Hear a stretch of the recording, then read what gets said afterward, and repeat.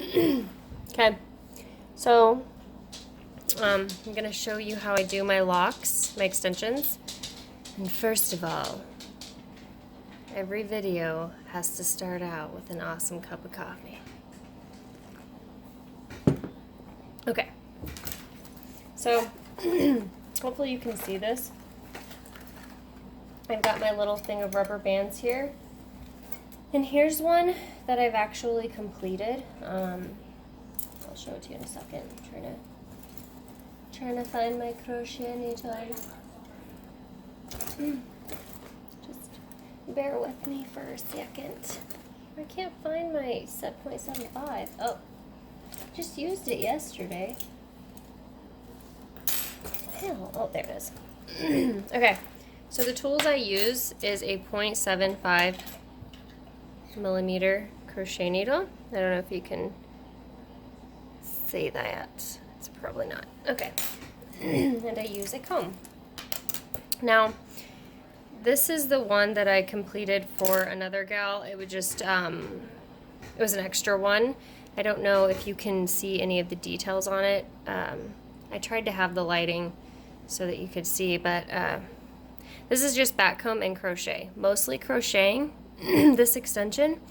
But I'm going to show you how I make a brand new one so that you can probably try and do it on your own hair.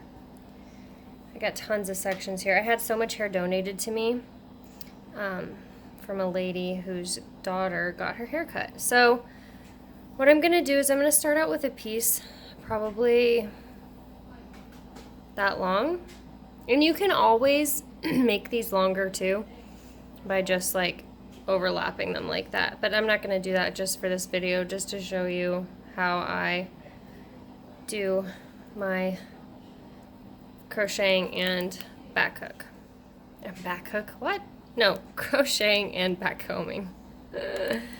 I got needles on the brain. So pretend this is your hair sectioned off.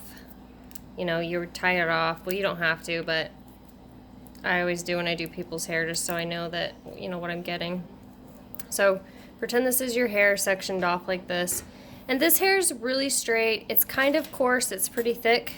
Getting that in my coffee. That's disgusting. Okay. And I'm just going to move that further out of the way after I take another sip. Okay. And this is not tight enough, so I'm going to... And forgive my hands, they're so dry. I'm a nail biter, I'm a nervous Nancy.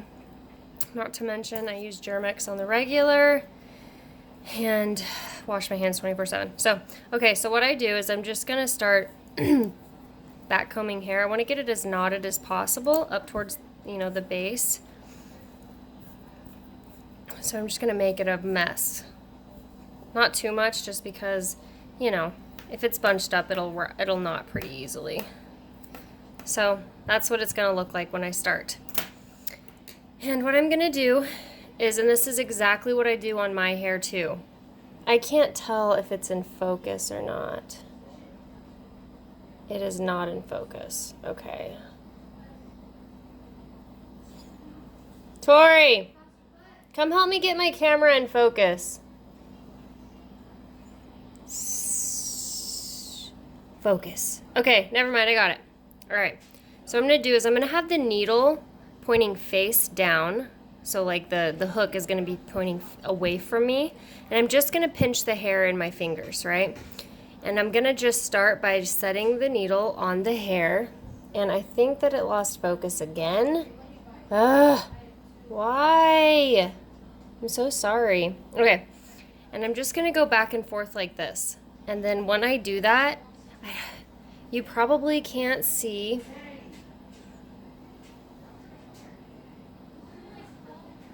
I'm so sorry, my camera is just the most horrible. It's starting to like create little loops right here. And so then what I'm going to do after I go, you know, through a few times, I'm just going to take it and I'm going to pull it and twist the hair like this and put the needle back through. And I'm just going to keep doing that process all the way around until I get the thickness and the consistency that I want, you know, in that section. So once it feels like it's you know, pretty tight, you know, pretty formed, I'll just slowly start moving my way down. And I go in, you know, I don't pull it all the way through back out, but I just go in and out like this. It's hard to see, but kind of like that. And then grab some hair like that and pull it over and tuck it in. And I just keep repeating that process until I get the thickness and density that I want for that lock. It's pretty simple. And you know, because sometimes some spots, if you want it uniform, you don't want loops, you don't want like thin spots that might break later on, what I would do is like, after you're done with the lock, so seriously, this is what I do the whole way down. And if you're having a hard time getting it to lock up, because you can see how it's already forming, just run the comb back through it just a little bit. Even if it looks like it's short, it's not going to be that short because it's going to stretch back out. And I'm just going to keep doing that process all the way down. And they don't have to be super tight, you know, that way they have room to grow and mature and look however you want them to look. But I like mine tight. I like mine neat.